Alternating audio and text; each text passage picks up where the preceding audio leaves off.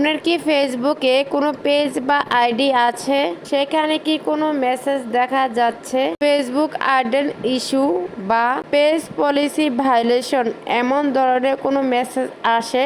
যদি এমন ধরনের মেসেজ আপনার এসে থাকে তাহলে এখনই আপনি সতর্ক হন।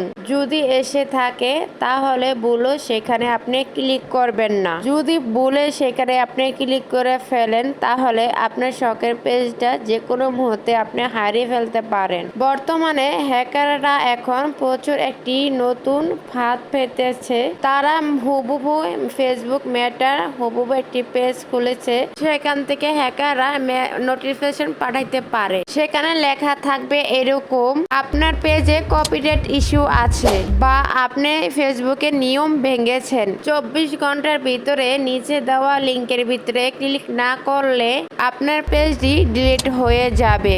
এরকম টাইপের লেখা থাকতে পারে। এরকম কোনো লেখা যদি থাকে, নোটিফিকেশন আসে, তখন সেখানে আপনি কখনো ক্লিক করবেন না। আমরা অনেকেই আছি এমন একটা মেসেজ দেখার পর ভয় পেয়ে ফেলি, তারপর ওই লিঙ্কে ক্লিক করে ফেলি। আর ক্লিক করার পরই আপনার ফোনে থেকে সব আপনার ফেসবুক পাসওয়ার্ড আর ইমেল তারা হ্যাক করে ফেলে এভাবে। এমনকি আপনার ফেসবুক পেজের পাসওয়ার্ডটা চুরি করে নেয় এভাবে আপনার ফেসবুক অ্যাক্সেস এভাবে চুরি করে নেয় আর আপনার পেজটি হাওয়া হয়ে যায়।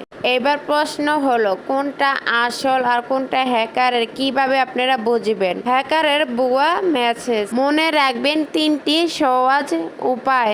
নাম্বার 1, ফেসবুক কখনো ইনবক্সে লিঙ্ক পাঠায় না। ফেসবুক কখন যদি আপনার পেজের ভিতরে অ্যাকশন নেয় তাহলে আপনার সাপোর্ট ইনবক্সে সেখানে আপনি যাবেন। সেখানে আপনাকে কোন ভিডিওতে সমস্যা, কোন ভিডিওতে ভিতরে অ্যাকশন নিচ্ছে সেখানে আপনার ভিডিওটা তুলে ধরবে। আপনার কোন ভিডিওতে সমস্যা হয়েছে সেই ভিডিওর ক্যাপশন সহ সেখানে লিখে দিবে।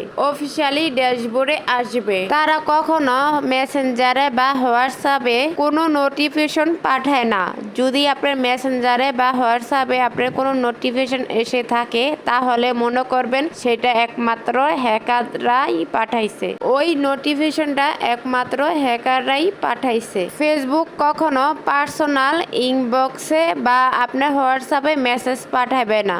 নাম্বার 2, প্রোফাইল চেক করুন। যে আইডি থেকে আপনার কাছে মেসেজ এসেছে সেই আইডির ভিতরে ঢুকে দেখুন। সে আইডিটা ভালো করে লক্ষ্য করুন সেটা ফেসবুকের আসল অফিসিয়াল পেজ কিনা। সেটা কোনো আসল ফেসবুকের অফিসিয়াল পেজ না, সেটা বরং আপনার মতো আমার মতন সাধারণ একটি নর্মাল পেজ, মানুষের পেজ হ্যাক করে নাম বদলিয়ে তারপর বসে রয়েছে ওই আইডির ভিতরে। নাম্বার 3, লিঙ্কের ইউআরএল।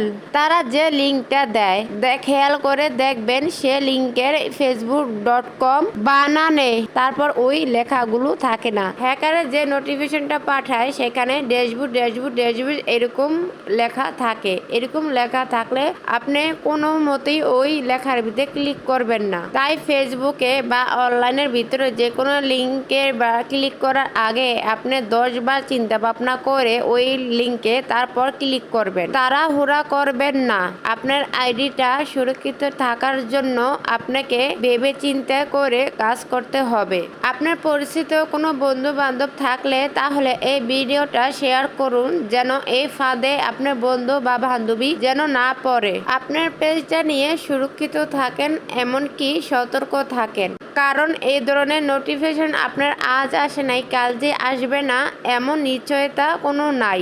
তো এমন সতর্ক থাকেন। যদি আপনি এই ভিডিওটা দেখে থাকেন তাহলে আজ থেকে আপনি সতর্ক হয়ে যান। আজকের এই ভিডিওতে অনেক কিছু শিখতে পারলেন, অনেক কিছু জানতে পারলেন। যারা আমার এই ভিডিওটা নতুন দেখছেন আমার চ্যানেলটাকে সাবস্ক্রাইব করেননি, সাবস্ক্রাইব করে এমন ভিডিও দেখার জন্য অল নোটিফিকেশন অন করে রাখবেন যেন আমি ভিডিও আপলোড করলে আপনি সাথে সাথে পেয়ে ফেলতে পারেন। আর যারা এখনো লাইক কমেন্ট করেননি লাইক কমেন্ট করে আপনাদের জানিয়ে যান। আর এরকম নোটিফিকেশন আপনারা কারা পাইছেন আমাকেও জানান। আর পেলে কি হয়েছে আপনাদের সাথে সেটাও আপনার অভিজ্ঞতাটাও শেয়ার করবেন।